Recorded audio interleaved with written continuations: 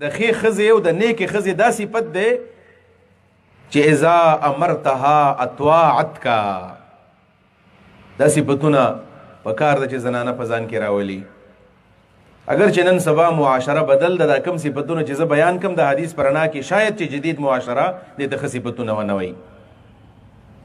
زمونږ دا نوې معاشره ښه صفتونه دې ته نه وایي. ښه صفت هغې ته ویلی کېږي چې کله یو نوی فیشن او نوې کلچر، نوې ثقافت، نوې تهذیب چې دا کله په فلم انډسټرۍ کې راشي مارکیټ ته، هغه رواج چې کله جنۍ خپل کی نو خلک دغه شانې زنانه خوښوي. نن سبا د هلکانو انتخاب د هغه جنکو دی په کالجونو کې، په یونیورسټو کې، په معاشره کې چې دا صفتونه پکې نه وي کوم چې حدیثو کې راغلي دي.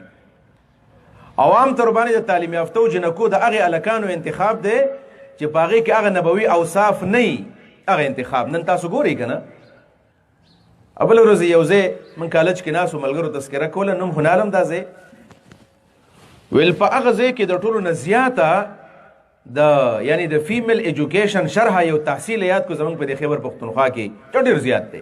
سروې شوې ده چې ټولو نه زیات د ښځو تعلیم دا په دغه تحصیل کې دی چې 100% په هغې کې فیمیل ایجوکیشن دی او ښځې یونیورسټو ته او کالجونو ته ځي. ویل کله چې معلومات وشول له ټولو نه زیاته د خلې او د طلاق و شرح هم په هغه تحصیل کې ده. کوم ځای کې چې په عدالتونو کې زیات کیسونه د خلې پراته دي او جنکۍ د خپلو خاوندانو نه طلاق اخلي، په دغه تحصیل کې دي. دا ولې؟ ځکه چې په دې کالجونو کې، په دې یونیورسټو کې چې کوم تهذیب دی نو تاسو وګورئ هغه اسلامي تهذیب نه دی.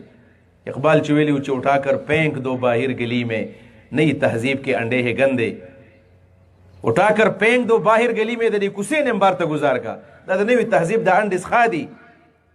اقبال ډېر هوښیار سړی و، دې ته انډې ویلې وې چې دا اوس خو ټیک دي، خو دا بچي راوړي.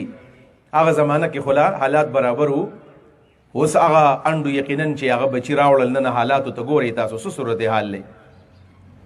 یعنې موږ په دې خپلو سترګو باندې په دې ټي وي کې او په دې سوشل میډیا باندې ولیدل او په دې خپلو غوږونو په دې خپل پاک وطن کې چې د لا اله الا الله محمد رسول الله په نظریه باندې آزاد شوی نو دا د سیول سوسایټي زنانه او د هیومن رایټ زنانه راوتلې د پېښور او د لاهور او د اسلام آباد په روډونو باندې او هغه اواز یې وکړو چې د دې اواز دا اواز چېرته کې پخوا په مکه کې نه و شوی چې میرا جسم او میری مرضي. دا اواز چېرته شوی نه و شوی. دا اواز چېرته دا زموږ د پاکستان په تعلیمي ادارو کې وشو.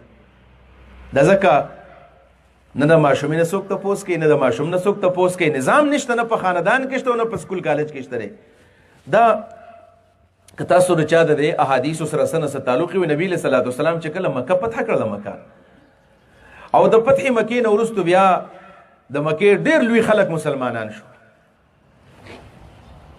په دې خلکو کې د رسول الله مبارک صلی الله علیه وسلم چې کومه خواښې ده حضرت هنده زوج ابی سفیان رضی الله عنه د حضرت معاویه سے مور د حضرت ابو سفیان سے بیبي دا مسلمان شوله. هغه زنانه وه چې کومې زنانه د احد په جنگ کې د صحابه کرامو سینې کټ کړې وې او د هغې نه د اینې رایستلې وې او هغې په امیل کې پویلي او غاړې ته یې اچولي او د مصعب ابن عمیر او د حضرت حمزه د دې خلکو دا شونډې او دا پوزې او دا غوږونه یې کټ کړي او داسې سخته ښځه وه، دومره سخته ښځه، څنګه زړه د دې ښځې او د حضرت حمزه جګر یې راغستی او په دې چک لګولی و. نبي علیه صلات وسلام تر ته جړل د سترګو نه اوښکې بهېدلې. دغه زنانه م راغله او دې بیا ایمان راوړو، دایم ایمان راوړو. نبي علیه السلام ته مخامخ ناسته وه.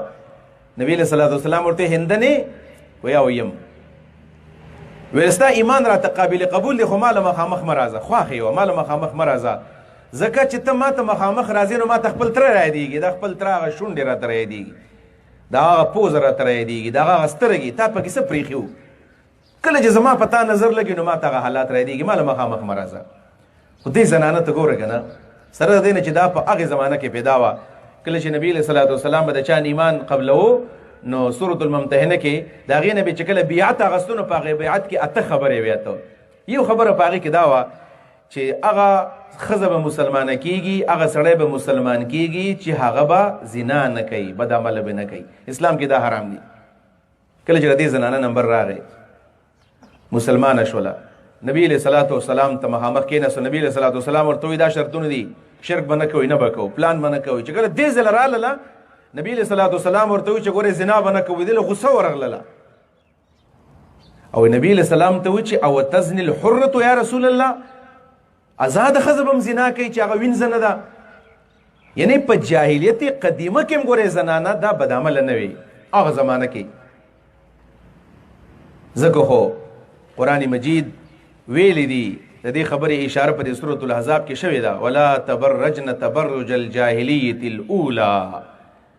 زنانو ته وایي چې تاسو د پخواني جاهلیت په شانې خپل خایس مخ ښکاره کوئ. په دې کې دې ته اشاره وه چې یو جاهلیت قدیمه و اولا یو بل جاهلیت روان دی چې هغه جدید جاهلیت دی. مولانا مودود رحمه الله په دې تجدید و احیای دین کې دا ویلی دي چې دا جدید تعلیم یافته خلک او جدید ایجوکیشن دا جدید جاهلیت دی. د دې معاشرې نه او د دې ادارو نه داسې ښه خلک نه راوځي. بالفرض که څوک پکې ښي د هغه به خانداني بیک ګراونډ به برابري او دغه ادارو نه څوک صحیح نه راوځي. نبی علیہ الصلوۃ والسلام صفات بیان کړل چې ښه ښځه دا ده چې اذا امرتها طاعت که چې ته ورته کله خبره وکړې نو هغه به ستا مني.